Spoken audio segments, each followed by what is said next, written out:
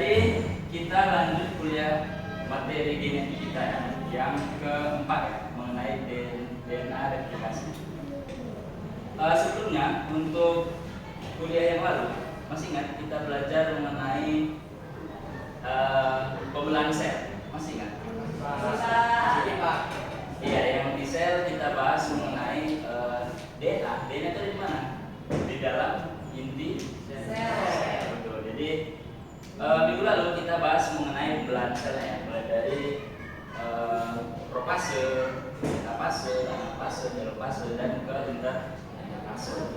Kalau kalian masih ingat di fase atau di siklus sel ada yang namanya fase mitotik atau fase pembelahan. Nah di fase mitotik atau fase yang namanya replikasi. Nah jadi di materi keempat ini kita mulai dengan atau kita kasih judul dia DNA replikasi. Oke, pertama kita bahas dulu mengenai fungsi dari DNA. Jadi yang pertama, DNA itu bisa berfungsi sebagai heterokatalis atau dengan kata lain DNA itu dia dapat secara langsung mensintesis molekul kimia lainnya. Contohnya RNA, protein, asam amino dan lain-lain. Jadi kalau tubuh kita perlu yang namanya RNA atau membentuk yang namanya protein, perlu fungsi heterokatalitik dari. Nah yang kedua ada namanya fungsi autokatalitik. Artinya DNA itu dia dapat mensintesis dirinya sendiri, sintesis DNA itself. Jadi dia mensintesis dirinya sendiri. Nah pertanyaannya buat apa? Oke, jadi untuk gambaran kita dulu kecil, tangan kita mungkin masih sebesar ini, lama-lama besar, kan harus ada isinya. Ya, isinya itu nanti dia DNA atau seiring dengan bertambahnya berat badan kita, gitu dia, tinggi badan kita, DNA juga makin bertambah. Kan nggak mungkin badan kita bertambah tapi nggak ada isinya kosong. Jadi salah satu isinya adalah DNA itu sendiri. Nah, gimana cara kita fokus ke fungsi yang kedua ya, fungsi mengenai autokatalitik, karena kita bahas mengenai namanya replikasi DNA. Sebelumnya, ada yang tahu apa arti kata replication? Replika. DNA replikasi DNA ini kan asal katanya replika. Ada yang tahu arti replika? Replika. Ada yang tahu replika? Replika nggak tahu? Menyerupai atau tiruan. Jadi kita mau mereplikasi DNA. Jadi ada DNA A, kita mau buat DNA B, tapi dari DNA A.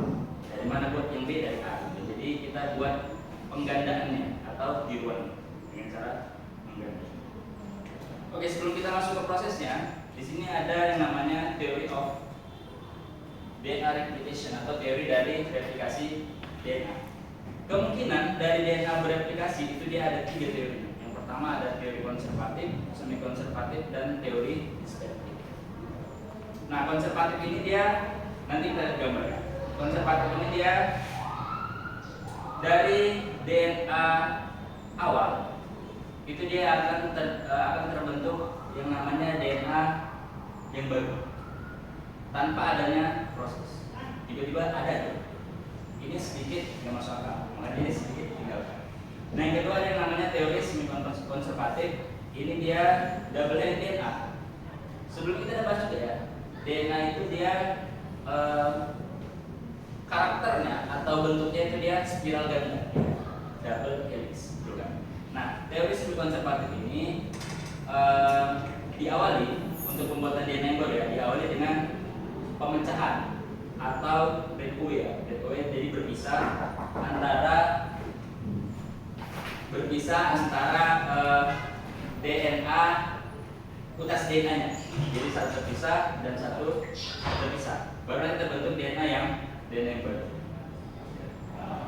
Oke, yang ketiga ada yang namanya dispertif. Nah, dispertif ini sedikit aneh juga karena nanti dari utas yang lama akan terbentuk utas yang baru. Berselang sedikit. Untuk lebih jelasnya kita lihat gambar. Nah, yang A ini kelihatan ya bedanya. Ada biru yang tebal dan ada biru yang tipis. Kelihatan ya. Jadi yang A itu dia teori konservatif. Jadi kalau kata teori konservatif itu dia dari DNA yang lama akan terbentuk DNA yang baru. Gimana prosesnya? Nggak tahu. Tiba-tiba jadi ya. Itu yang A ya, yang konservatif. Kemudian yang B, yang teori semi konservatif. Ini tebal kan? Nih, diawali dari DNA yang lama nih, DNA yang lama. Ini yang tebal ya. Pertama-tama dia akan berpisah atau breakaway, terpecah jadi dua. Ini yang lama, ini yang lama. Betul, akan terbentuk nanti utas yang baru. Utas yang baru, yang birunya dia nggak tebal. Itu selanjutnya. Jadi utas yang baru terbentuk dari utas yang lama. Sedangkan yang ketiga ada namanya teori diskretik. Teori ini juga sedikit tinggalkan karena dari utas yang lama yang tebal ya akan seling dia. Lama baru, lama baru, lama baru. Ini juga lama baru, lama baru, lama baru. Jadi dia sedikit aneh dalam prosesnya. Makanya untuk yang dia ini sekarang itu dia teori yang semi konservatif. Ini sama juga. Jadi original DNA atau DNA yang lamanya itu dia akan membentuk DNA yang baru. Tapi dengan teori semi konservatif. Jadi yang lama akan berpisah dulu antar utasnya baru akan terbentuk yang baru. Oke. Kita masuk ke tahapannya.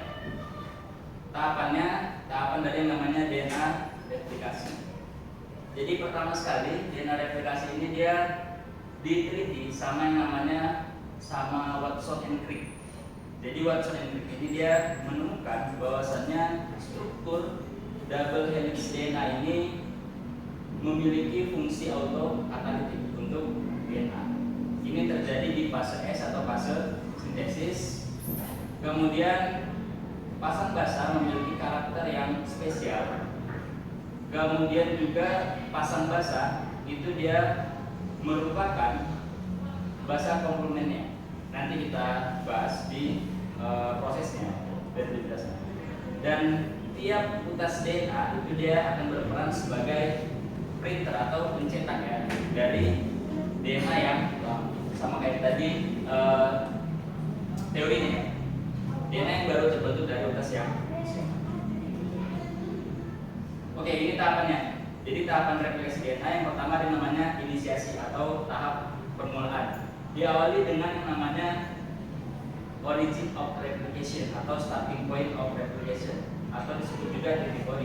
Titik ori ini dia akan menandai diawalinya replikasi DNA.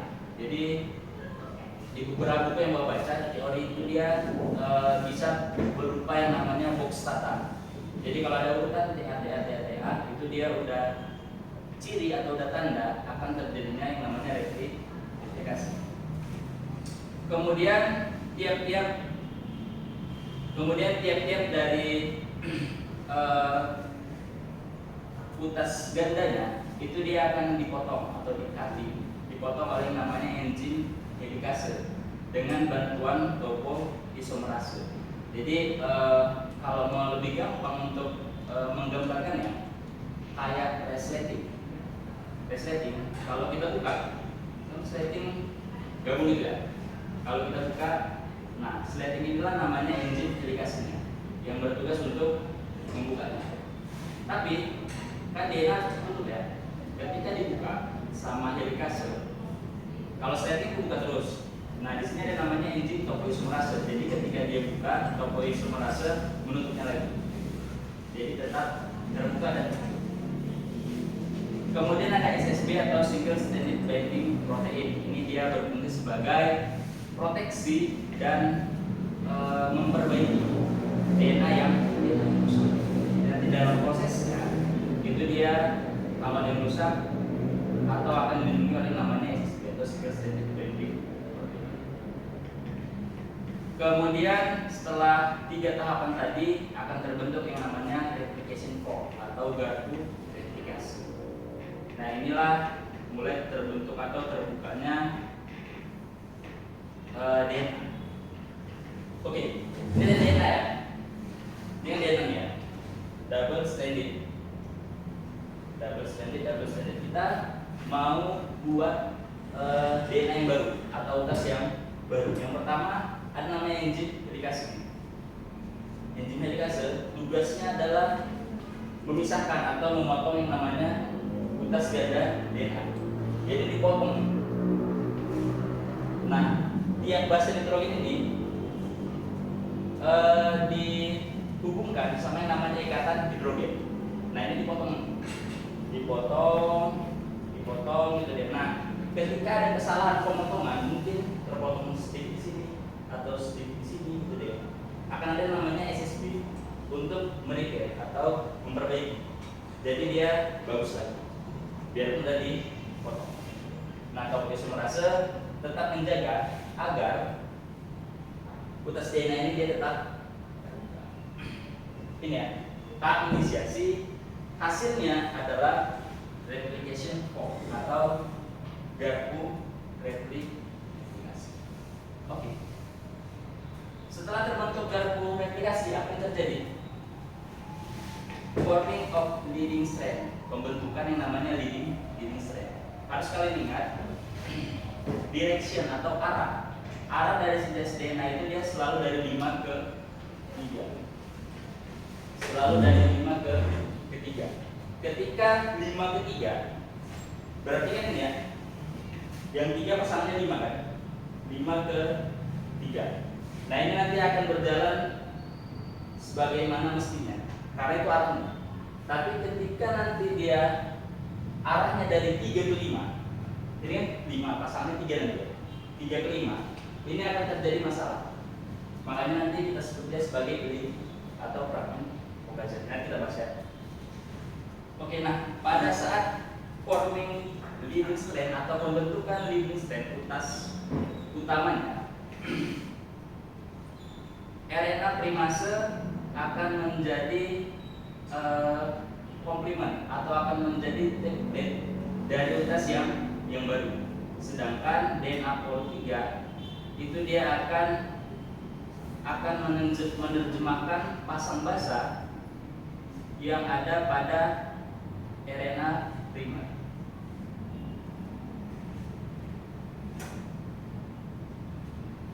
Mana gambar ya? Masih ingat pertemuan sebelumnya mengenai nukleotida? Ada apa aja nukleotida?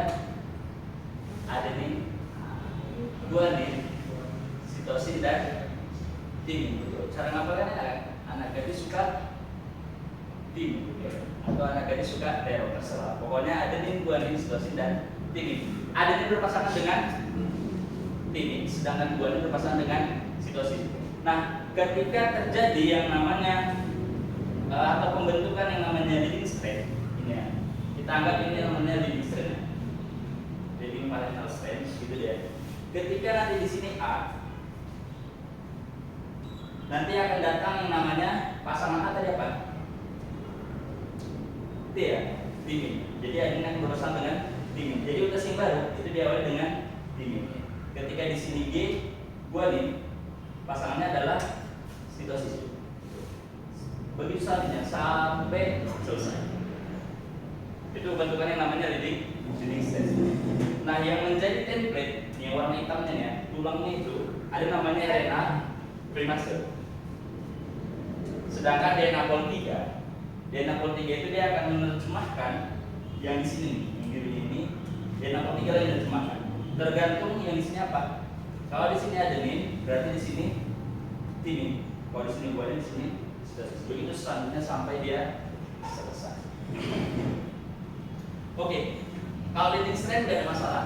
Permasalahan ada pada yang namanya lagging strand. Kenapa bermasalah? Karena arah dari lagging strand atau nama lainnya adalah fragment Okazaki, karena yang menemukan teori ini adalah Okazaki, makanya namanya fragment Okazaki. arah DNA-nya dia terbalik gitu ya. Dari 5 ke 3 from base to tip gitu ya.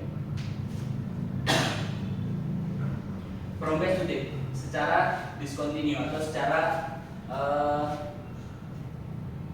kalau continue kan berkelanjutan, berarti discontinue secara tidak berkelanjutan. Nih. Kalau tadi leading enak ya, karena ujungnya 3, 5, 3 selesai. Tapi kalau lagging strand atau fragment Okazaki ini kan 5 ya, di sini 3. Sedangkan arah DNA itu dari 5 ke 3. Makanya dia buat 5 ke 3 selesai, berhenti dulu gitu deh ya. Baru cari lagi 5 ke 3 selesai, berhenti dulu. 5 ke 3 selesai. Dia enggak secara kontinu. Kalau kontinu langsung ya 5 ke 3. Ini karena dia harus mencari lagi yang namanya DNA polimerase atau titik polidadi. Oke. Ini pembentukan yang namanya leading dan lagging strand. Jadi ketika kita simpulkan lah langsung. Ketika ini DNA dipotong oleh yang namanya enzim helikase, terbentuklah yang namanya garpu replikasi. Baru ada yang namanya leading strand forming atau pembentukan leading strand dari 5 ke 3 secara kontinu. Sedangkan fragment Okazaki itu akan terbentuk tapi melalui yang namanya leading strand ya, pembentukan leading strand itu dia dari 3 ke 5. Nah, di sini ketika terputus ya atau discontinue terputus tadi kan 5 ke 3 ya. Nih. Sama dia model sama. 5 ke 3, 5 ke 3 putus, 5 ke 3 berhenti gitu deh. Nanti dia akan disambung sama yang namanya enzim ligase. Nih, supaya dia nyatu lagi. Jadi ketika putus disambung sama ligase, putus disambung sama ligase, putus sama ligase. Makanya nanti terjadi dua DNA yang utuh ya, dua utas DNA yang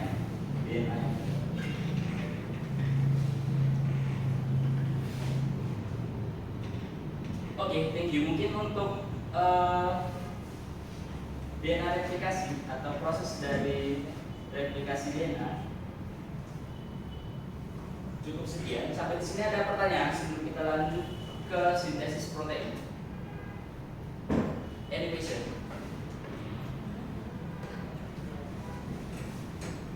Ada pertanyaan? Saya Pak. Iya, siapa namanya? Ya Radio ya Pak. Oh iya, iya. Saya bertanya nih Pak, saya kurang memahami mengenai materi kita hari ini.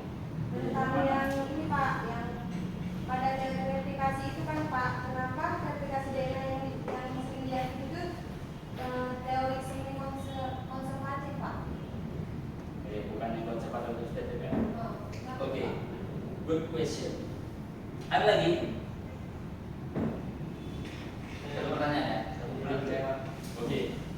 Siapa namanya? Di bawah. Oh iya, Bogar. Di bagiannya DNA replication Pak. DNA replication. Ini. Ya, saya kurang paham yang di bagian 3 itu ya Pak, yang tentang special karakteristik itu. Maksudnya gimana ya? So special. Oke. Ya, itu bawa dijelaskan ya. Oke, thank Kurang you. ngerti Pak. Belum ngerti ya. Oke, thank you pertanyaannya. Kita coba ulangi lagi ya. Apa? Karena ini pertama kita masuk ya. Replikasi. Oke, jadi di teori replikasi DNA itu dia kan ada 3 teori, ada konservatif, semi konservatif, dan suspektif. Kenapa yang diyakini adalah semi konservatif? Karena secara logika aja, gitu deh kan. Yang semi konservatif ini dia lebih logika, gitu deh kan. Apalagi kalau kita telusuri gimana prosesnya, gitu deh kan. Jadi kalau semi konservatif kan ini DNA yang lama. DNA yang lama ini untuk semi konservatif, dan suspektif ini. Kalau semi konservatif dia yang diawali dengan pemisahan oleh enzim ligase. Terpisahlah utas yang lama, gitu deh. Nah, dari utas yang lama ini dia terbentuk utas yang baru. Jadi dengan adanya penerjemahan dari utas yang lama, layer rotas yang baru, sehingga jadilah 2 DNA dan 1 DNA. Sedangkan teori yang konservatif dan deskriptif ini nggak ada penjelasannya. Gimana cara kita menjelaskan dari ini yang lama tiba-tiba hadir yang baru? Ini nggak ada tahapan atau proses. Sedangkan kalau yang deskriptif itu juga ini, sedangkan ini kan terus nih, buat lama baru. Sedangkan DNA sendiri itu dia harus berpasangan. Makanya untuk yang konservatif dan deskriptif itu dia nggak diyakini atau tinggalkan teori. Itu mungkin untuk jawaban yang semi. Paham ya? Paham, Pak. Oke, terus yang kedua adalah gimana tadi yang base pair ya? Oh iya Pak, special characteristic. Oh ya, base pair show a special characteristic. Jadi pasang basa DNA itu atau RNA juga ya, itu dia menunjukkan karakter yang spesial. Artinya yang kayak bilang tadi, ada nih dia punya pasangannya timin gitu dia, sedangkan gua ini punya pasangannya sitosin, dan itu nggak bisa kembali gitu dia. Jadi DNA aja setia gitu dia. Ada nih pasangannya dia mau timin aja gitu dia. A sama T gitu dia. Karena nanti kalau mau ditelusuri lagi berdasarkan sifat kimianya, adenin ini dia ikatannya rangkap 2 sama timin. Adenin timin ini dia digabungkan sama ikatan rangkap 2. Masihnya dulu kimia dasar. Alkena, alkuna, alkana. Kalau rangkap 2 dia alkena. Sedikit kuat gitu dia karena rangkap 2. Kalau rangkap 3 guan dan sitosin itu dia ikatannya alkuna, rangkap. Itu mungkin yang dimaksud dengan spesial karakteristik. Jadi dia ada nih pasangannya selalu timin. Kecuali kalau pada RNA timin digantikan dengan kurasi. Itu mungkin ya.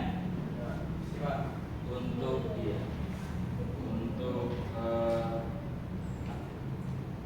untuk base pair ya, base pair soal spesial. Oke, sampai di sini kalian paham mengenai stage of DNA replication atau tahapannya? Paham kan? Karena ini simpel aja tuh.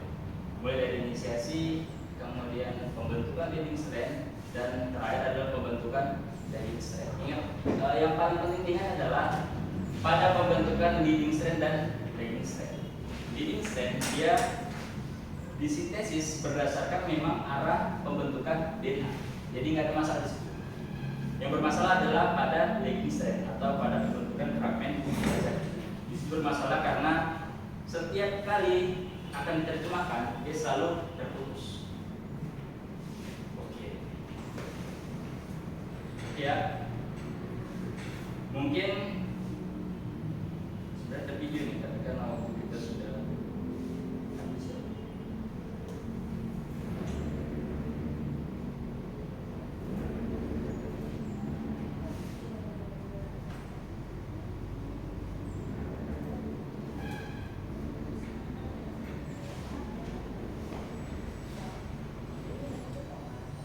Ini sekitar 2 atau 3 menit ya.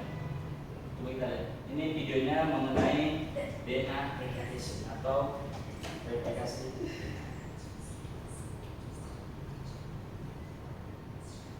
Oke. Contoh saja ini DNA. Dia utasnya ganda.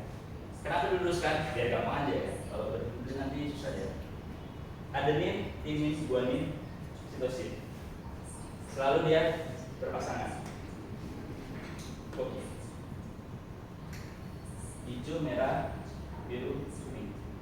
Adenin sama timin, guanin sama sitosin ini kan pasangan basanya.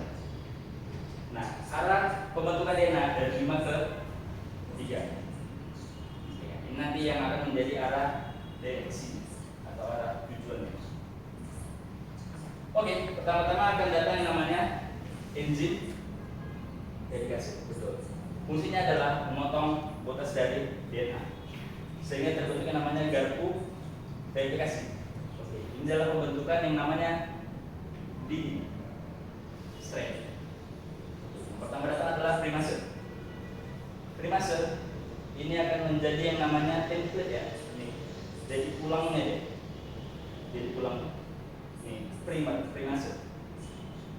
Sedangkan nanti ada yang namanya DNA polimerase. Betul. Ini dia akan menerjemahkan pasang basa yang ada di tas lama. Kalau di sini ada ini, di sini timing, di sini guanin, di sini sitosin. Terus terbentuk, dia akan terus menerjemahkan. Di sini apa pasangan terbentuk, di sini apa pasangan terbentuk sampai selesai. Ini dia leading straight, nggak ada masalah. Terbentuklah yang namanya. Ini utus lama, ini utus yang dapat satu. Nah, permasalahan pada leading straight atau fragmen UKZ. Ini akan terjadi discontinue ya, secara terputus. Sama juga primase datang dari tulangnya, DNA polimerase primer ya, tulangnya ya. DNA polimerase akan menerjemahkan pasang basa komplemennya. Adenin, guanin, adenin, timin, guanin, bergerak dari 5 stop, terputus di sini. Ada lagi primase, jadi template-nya DNA pol menerjemahkan lagi. Di sini ada celah ya. Di sini ada yang namanya enzim eksonuclease boleh ya. Untuk